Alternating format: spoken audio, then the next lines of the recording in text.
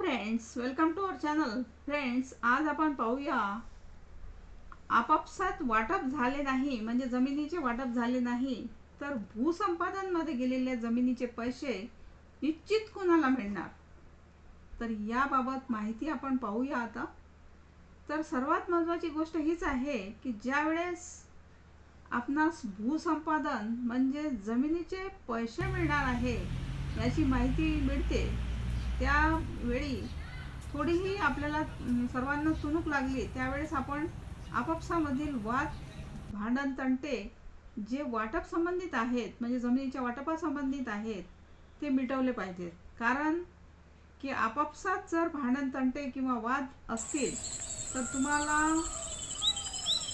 आपल्या आपापसामधील वाद दिवाणी कोर्टामध्ये आधीच मिटवून घ्यावे लागतात आणि त्यानंतर भूसंपादनाचे पैसे मिळतात.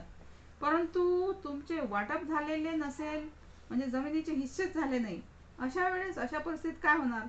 तर अशा परिस्थितीत त्या संबंधाने काही वाद नसतील तर तुम्हाला तुमच्यापैकी एक असा सहहिस्सेदार ठरवावा लागतो की त्याच्या बँकेच्या खात्यामध्ये भूसंपादनाचे पैसे जमा होण्यास तुमची हरकत नाही. तर अशा वेळेस आणि जर ज्या वेळेस असे पैसे त्या व्यक्तीच्या नावे बँक खात्यावर जमा होतील त्यावेळेस तुमच्या आपापसातील समजुतीप्रमाणे प्रत्येकाच्या पैशाचा वाटा तुम्हाला वाटून घ्यावा लागेल आपापसात. तर फ्रेंड्स, ही होती महत्त्वाची माहिती. थँक्यू.